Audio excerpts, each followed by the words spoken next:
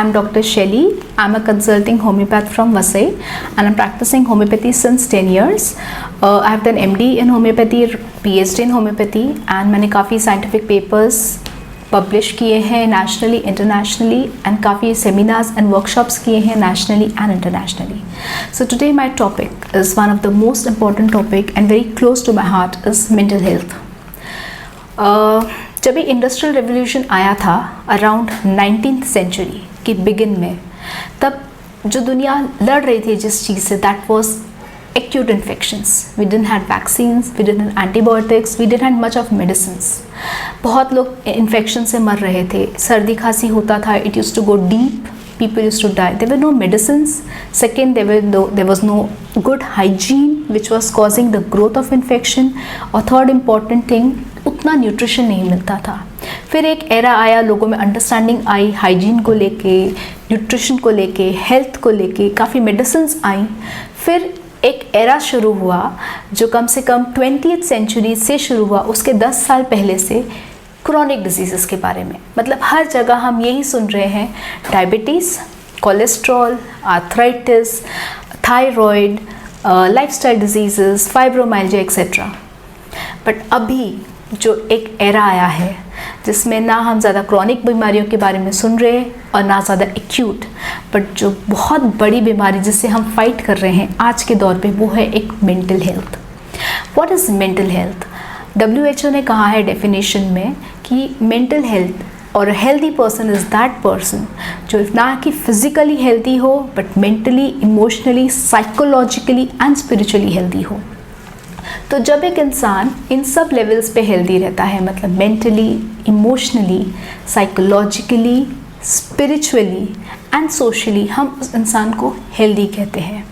मतलब अगर किसी को फिज़िकली कोई बीमारी नहीं है पर वो मेंटली बहुत डिप्रेस रह रहा है, बहुत सिक है, ही इज़ नॉट हैप्पी, वो लाइफ में कॉन्फिडेंस नहीं पा रहा है, then he needs to consult someone very near to him. पहले के ज़माने में क्या होता था, हमारे जो फैमिली थी वो काफ़ी बड़ी होती थी, जॉइंट फैमिली होती थी, फ्रेंड्स काफ़ी होते थे जो बहुत लॉयल रहते थे, उतना कंपटीशन नहीं होता था और लोगों में एक लेट गो करने की भावना होती थी. But now days things have reversed. Things are very fast. Food is very fast. People have no time for each other. Parents have no time for their children. Children have no time for their parents. Things are just running. And उस running में एक social status पाने में हम जो compromise करते हैं gradually, वो हमारी एक emotional health को compromise करते हैं. And when a stage comes, हम realize करते हैं कि you are not feeling happy. You are feeling always low. छोटी छोटी बातों पे हम irritate हो जाते हैं. तो हमें मेंटल हेल्थ को लाइफ में बहुत अर्ली एज से इम्पोर्टेंस देना चाहिए. In fact I can tell you, हमारे इंडियन कल्चर में मेंटल हेल्थ को सबसे ज़्यादा इम्पोर्टेंस दिया जाता था. I remember reading a Vedas. हमारे जो वेदास हैं जिनको मैं कितनी बार पढ़ी हूँ, काफ़ी बुक्स काफ़ी सुनी हूँ अच्छे अच्छे ऑथर्स को बोलते हुए. इवन मैंने एक चीज़ देखी है कि हमारे इंडियन सिस्टम में पहले से ही एक गुरुकुल हुआ करता था जहाँ पर स्पिरिचुअलिटी को बहुत इम्पोर्टेंस दिया जाता था. Means how to keep your mental emotional level at balance. Then a period came, हम उसको सबसे ज़्यादा इग्नोर करने लगे. But now again it's a time हमें उसको सबसे ज़्यादा इम्पोर्टेंस देना है. आप मेंटली अनहेल्दी हो, उससे पहले आपको काम करना है कि कैसे मैं मेरा मेंटल इमोशनल बैलेंस रखने को ट्राई करूँ. उसके लिए सबसे पहली चीज़ आपको एक्सेप्टेंस करना है. You have to try to accept things. Try to accept life. Stop comparing yourself with others. Third, most important is start forgiving yourself. हम सबसे बड़ी गलती करते हैं, हम खुद को माफ़ नहीं करते. हम जब खुद को माफ़ नहीं करते, हम दूसरों को माफ़ नहीं कर पाते. And constantly हम irritate होते रहते हैं. As a homeopath, why I'm talking so much is homeopathic system में सबसे ज़्यादा importance mind को दिया है. Because homeopath feels and understands that a man is prior to his body. मतलब आप as a human being अपनी शरीर से पहले हो. Your emotions are more important than your body. A scratch in the skin is okay, but a scratch in your emotions is very bad.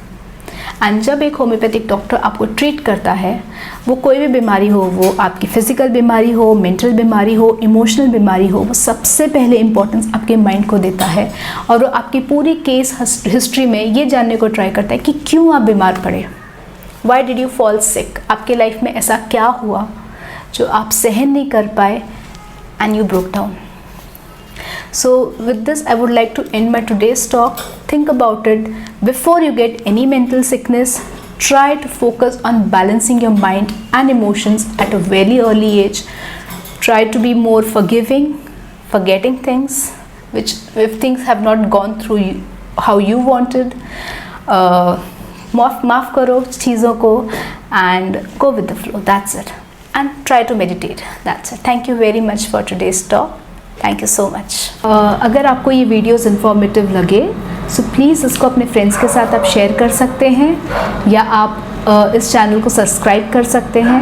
और अगर आपको कुछ भी सवालात हो आप कमेंट बॉक्स में जाके आप सवाल पूछ सकते हो और जैसे ही मुझे टाइम मिलेगा मैं आपको कनेक्ट करूँगी और आपके सवालों का जवाब देने को ट्राई करूँगी. Thank you.